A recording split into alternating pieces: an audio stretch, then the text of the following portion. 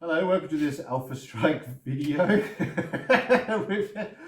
we're about to have a go of some Eldfall Chronicles. Yeah. So we've had a look at the rules, and we've sort of talked about the factions and all that sort of thing. But we're gonna have a go and just sort of see how it sort of plays. When we were sort of looking at it before, we didn't really play with a lot of things. We were just trying to we were just trying to figure out. So we had like one model each, and then we did 2 models each, and this time we're actually using stratagems and all that sort of thing. So we got 3 models on the board for each faction. I've got my Thenian Coalition of Thenian. Yep. And you were using the. I actually went with the League, the Hellion League. Yeah. Okay. Which are they're opposites in the whole pyro things. Well, the whole world history or whatever. Different gods for different rewards and whatever else. But very interesting. I get all poisons and junk, so it was very cool. But you get to play with fire, so you know. There's fire and all sorts of things to try out. So we're just doing a fairly basic beat each other up scenario. There were a few things that we had some trouble with in the first game that we've figured out in this game, so it took us a little while. That's right. It's the action reaction move stuff that you have to wrap your head around, and it makes the combat really brutal. Yeah, it is. I can't say really often enough there. It's insanely brutal. So we had a game. Tarron won the initiative. So there's an initiative roll that you do at the beginning. Yeah. And that player then decides which side of the table they're going to start on. This is just the basic scenario out of the front of the rules. There are other ones at the back which you can play as quests and all sorts of things. But you've got just co-op stuff and all sorts of things. So it was basically just the standard one out of there. 8-inch deployment, standard on each edge. Tarron picked the side, and you got to pick I got to pick who goes first. And I think I flogged that. I think I should have picked who went first, because I would have been a little better off. Yeah. But you live and you learn. And because of that, we sort of looked at how terrain was in the game, and probably should have had a lot more, just to make it a bit more interesting, because there are some units that have the ability. I think the one that I was using, actually, the Hereford, expeditionary Hereford, can do things if they don't have line of sight and all that sort of thing, and clairvoyance or something. I think it's called. Yeah, and you've got a character that can, what was they call it? It's like a short jump. Oh, flicker. Yeah, it's like a blink dog. Yeah, like a blink dog. Yeah. It's really nasty. That's I would give MVP to the Nightshade, because she kicked butt. She absolutely kicked butt. And you have just a butt ton of stratagems. Yeah. With her. I know she's got 5 different things she can pick from. Yeah. You got like 2. Two. Which is insanely. That's a huge difference. That's madness.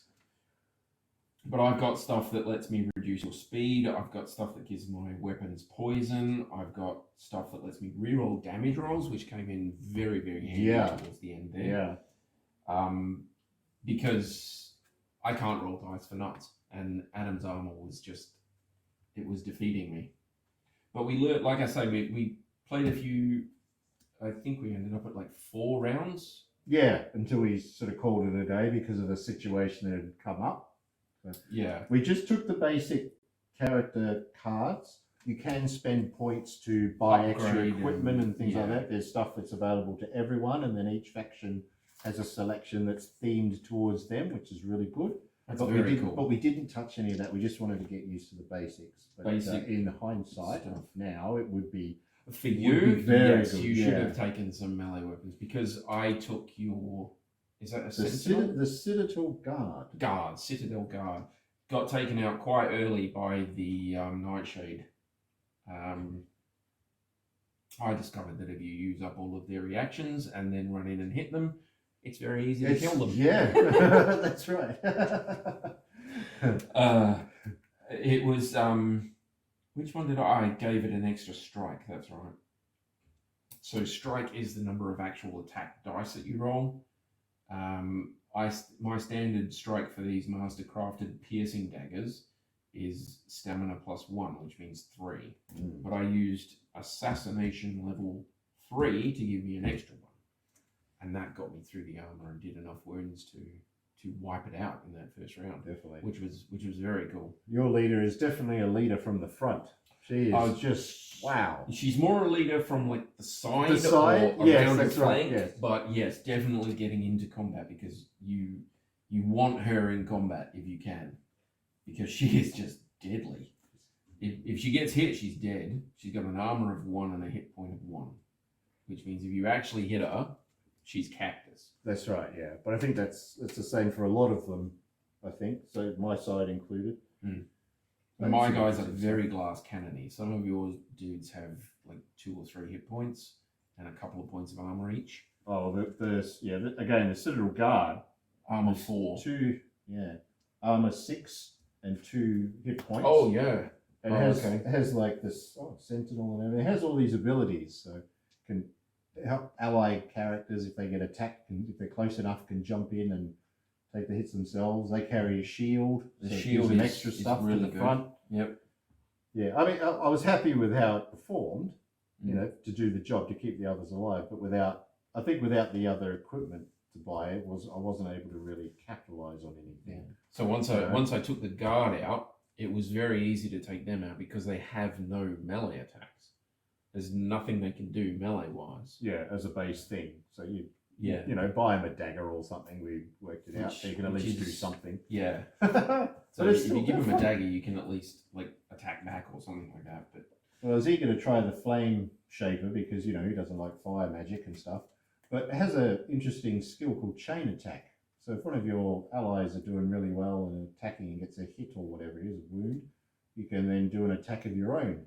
You've got line of sight. You don't have to worry about any penalties of hitting your friends if you're doing a ranged attack.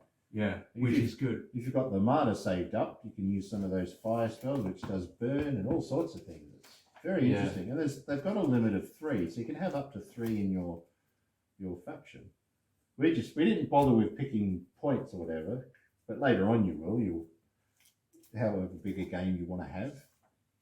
Yeah, you'll need to add a few extra bits and pieces in there. It would be a good move anyway. Yeah. But you've got that you've got to have that melee defense thing, specifically against these guys, because they are real.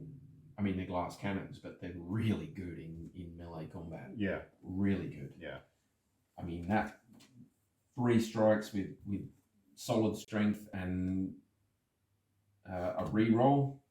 And then if I want, I can turn every hit into a critical and reroll damage rolls. It's just nasty stuff. Nasty stuff. But every single part of the combat in this is extremely damaging. If you're not dodging or reacting in some way, then you're probably going to end up dead. Yeah. Even with good solid armor. That's right. Yeah, that was a turning point, really, wasn't it? That one went down. I think that was where it happened, because she flickered it over the terrain and took him out with the extra strikes and all of that jazz. So, yeah. But just with armor piercing and critical hits, I think I got 2 critical hits and 2 that were just normal, but you get armor piercing with the daggers, which is half the armor, so it was only rolling with a +3. So yeah, it was nasty stuff. I would give her definitely MVP. So just going over now that because we haven't really talked about how the game sort of plays in depth. Once we're sort of a bit more familiar with it, we might be able to do that. But I mean, just some of the basic things I've noticed is that reacting is something you should do. Always. Even if it's just like to move around a little bit, just to keep it fresh or whatever. But get a dodge roll out. Your guys with the range attacks need to be reacting to things moving into the line of sight. Yeah. And shooting them. Preferably with something very, very fiery. Because that burns nasty. It is nasty.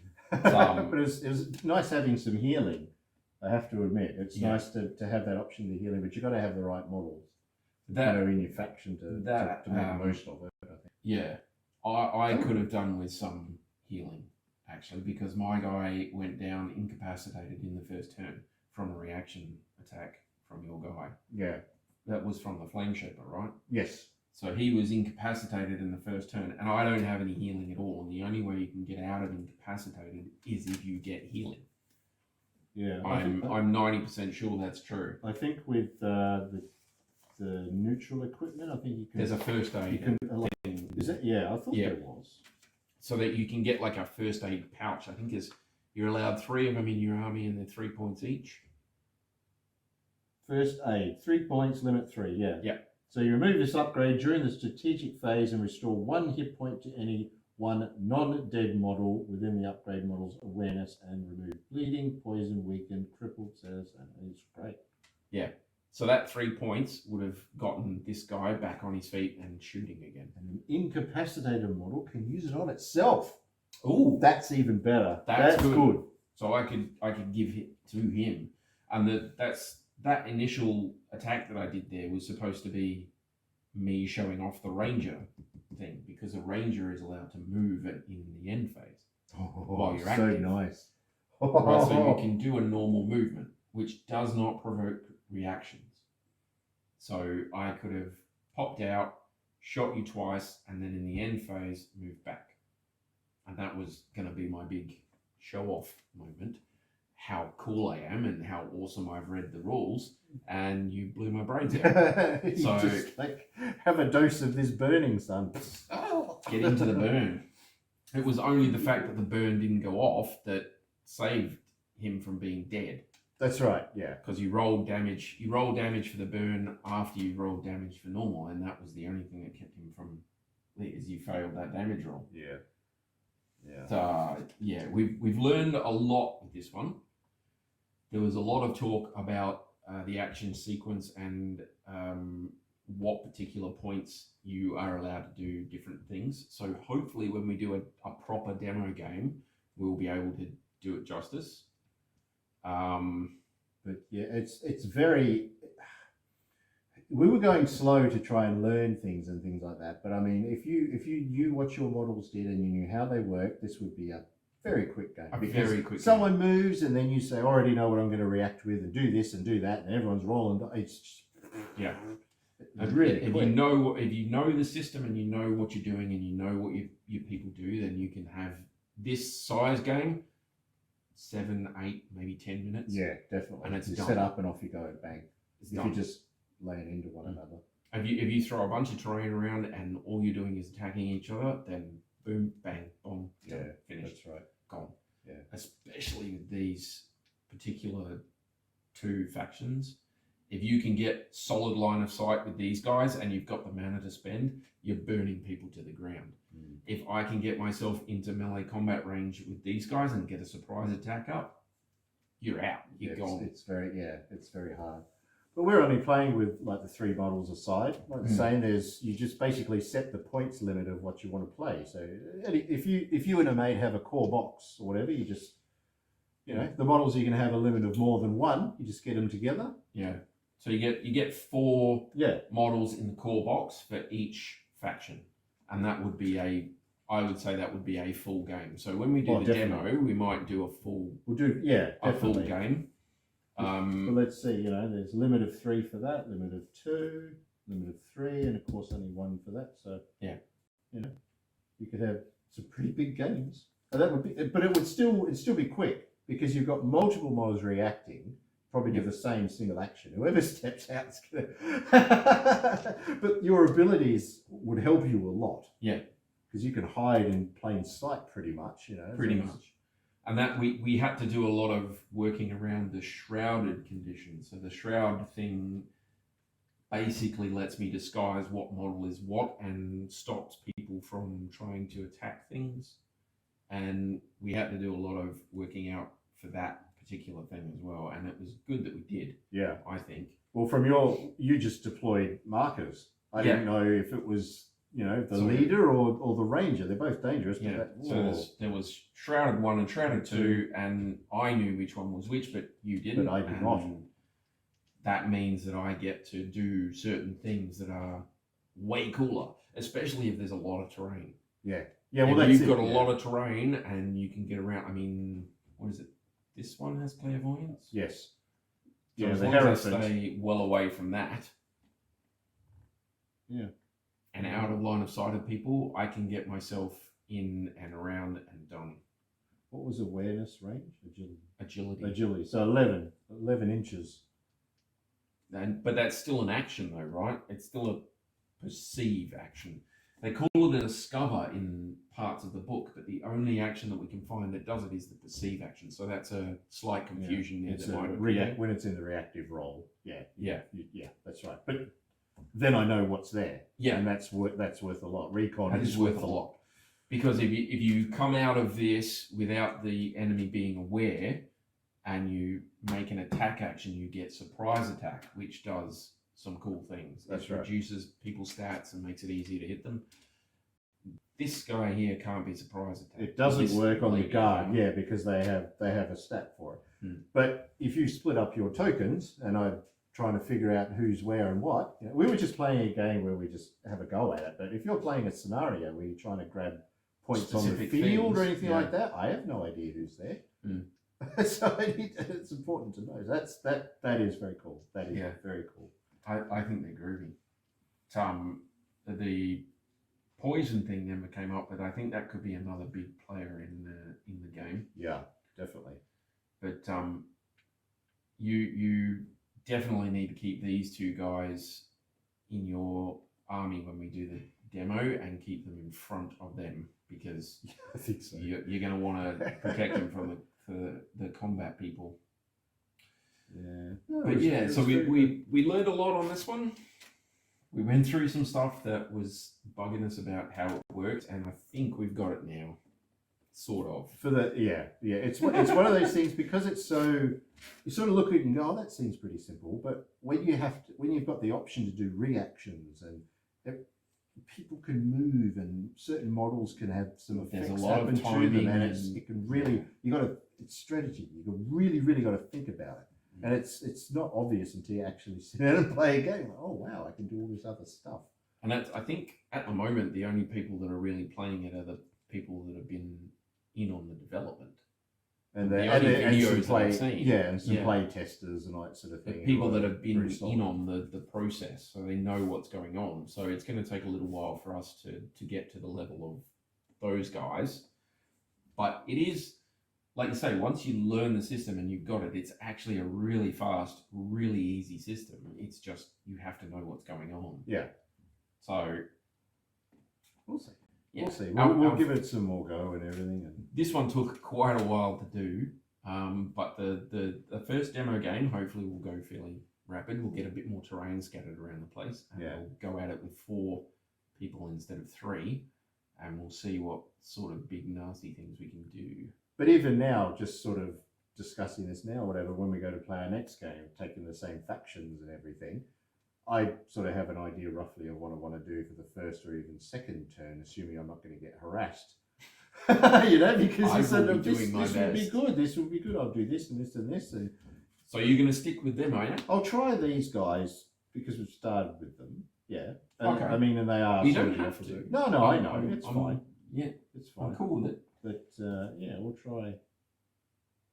Lots of abilities. But yeah, once you figure out the abilities of your faction, things will go a lot smoother, and how it interacts with the rules as well. I think it's good. It is good. I see it. I see the huge potential for it. It's amazing. But yeah, you just gotta get over the learning. But this is like a pretty solid learning curve. There's a lot of different rules and things, but once you get into it, you are moving very, very rapidly. You've got very quick, very nasty combat. Your games won't take you more than 20-30 minutes at the most, I reckon. On your smaller model count. On your smaller model count, yeah. Once you know what you're doing, I mean, even while you're learning, we're probably not going to be more than about 40 minutes to an hour at most playing with 4 models. Yeah. And that's only because we don't really still know what we're doing. We've got some ideas and we've got a few things ironed out now, hopefully, and that'll make it a lot faster. But yeah. But I think this particular game would be very good to watch on a competitive level. If you would just sit down and watch like two people who are right in the competitive scene for tournaments and watching them play a game, man, you would learn so much. It's just one of those systems that would grab you. Yeah. If you just sit to watch. And this would be a good one for tournaments. I definitely. think this would be a good one for tournaments. If you have a set point limit and let people take whatever they want to take and just come in and bash out a particular scenario, you could go through half a dozen different games. You can swap people around and make sure everybody plays against everybody and then get like a point system and things. You could do everything. Yeah. It's lots of options. You could even do a special round where your opponent is your ally. And you score points by doing a joint mission, right? So that you could, it's in it. You could do it. It's great. Yeah, you go PVE and just say, well, okay, you have to complete the scenario if things are things. Yeah, and give people points on how well they do it, and they can split the points, or you can have points for someone completing it as opposed to the other person. Yeah, things like that. Yeah, you could do all sorts of stuff, but. It's one of those you're forced to work together until the end. So that's cool. I have to say I'm very, very, very happy with this. The Coalition of Thenion. Yeah. If you want glass cannon, combat oriented, super fast, agile, seriously accurate, fast, poison, agile, nasty combat stuff, they're good ones. Oh yeah, and the models of them, especially this one. Oh my gosh, yeah. But they will go if they get hit, they're dead. They're basically dead. They will hurt. You have to keep them moving and dodging and get them into combat as quickly as possible. But they're very good at it. They're very, very, very good at it. So yeah. But yeah, honestly, our first bigger game sort of thing, and our second sort of game figuring everything out. We've learned a lot. I learned a lot just from playing it another time. Yeah. With another unit with other different abilities. Opening it right up. I think the demo game that we do specifically on camera for the whole thing, hopefully should go fairly quickly. We should be able to explain the rules as we play. I think so. Okay. Yeah, with a bit of confidence. With at least a modicum of confidence. And we should be able to give you at least a solid idea of how it plays and how some of the abilities interact and all that sort of stuff. Yeah. We may or may not have another game by ourselves and just see if we can iron the last few details out, but the next game we play should be our demo should game. We should be right with that. All right, there we go. I really, really like this. I think this is a good system. Yeah, it is. It is very good. Looking forward to doing more with it. It's got that intrigue level. It's just right. And the models are awesome. Yeah, I love these They're things. beautiful. They're great. All good. Okay, thank you for watching and consider subscribing. And we will be having this up on the site to buy once it becomes available. We will be carrying it in Australia and New Zealand. It's across the pond there. If you're looking for it, we've got it. Okay, thank you. All good. Bye. Bye, guys.